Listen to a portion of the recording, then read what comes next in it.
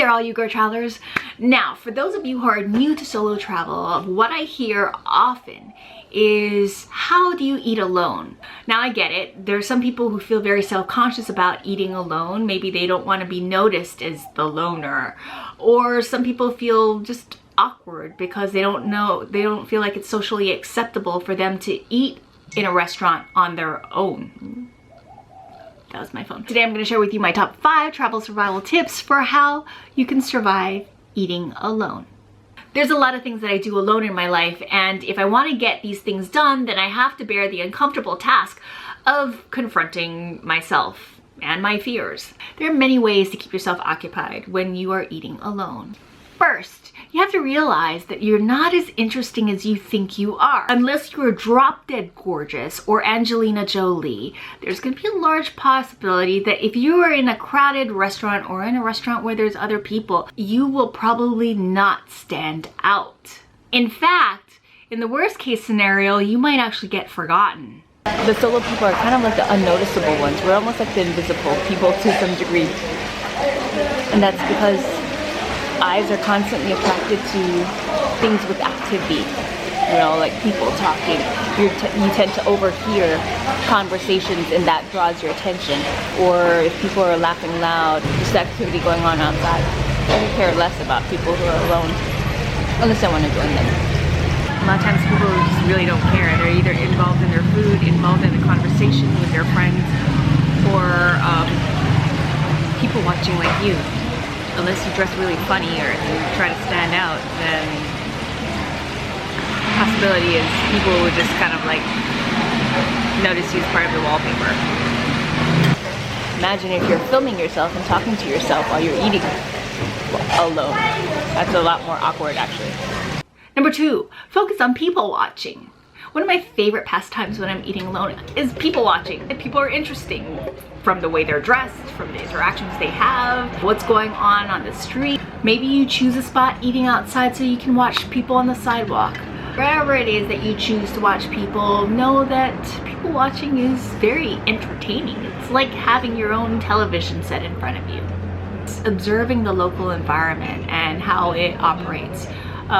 So for me, I usually see people watching as kind of like a cultural learning experience as well.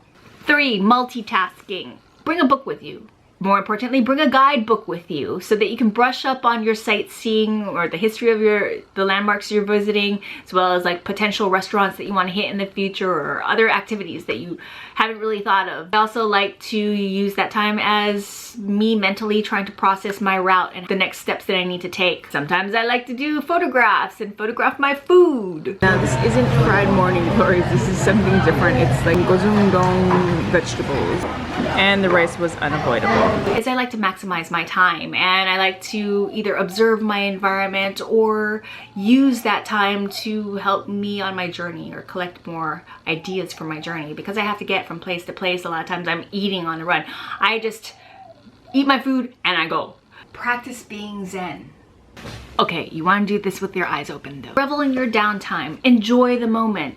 Feel comfortable knowing that you're being yourself. I like to think about what I've already seen. I like to allow it to process in me. There's a moment when I was in Myanmar and I was at breakfast early in the morning and I was by myself and I saw monks taking alms, like all these baby monks. I thought, oh, this is just such a wonderful experience, and I was reveling in that moment that I was there to see it. And I thought to myself, well, what kind of lives do they lead? I just started asking more questions and being more curious about it. Then a fellow traveler came up and sat right in front of me and began to talk and talk and talk. One endless monologue completely broke the spell, ruined that moment. Sometimes we need that time to process the environment and let it sink into us so that we can enjoy it more, savor it. So when you're traveling with other people, you don't have that downtime in your head to process things, think about things further, think about the country and the culture more.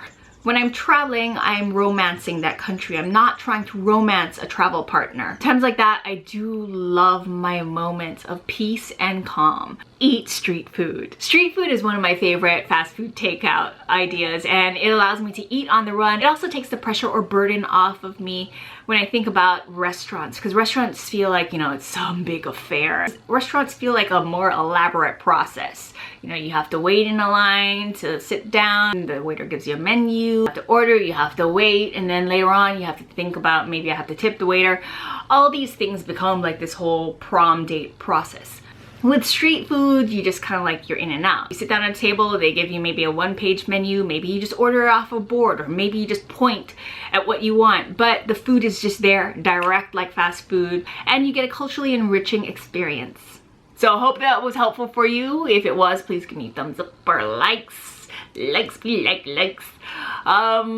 Subscribe if you haven't subscribed yet. And until then, travel safe, smart, and fun. Do not fear eating alone. Embrace it. May the GRRR be with you.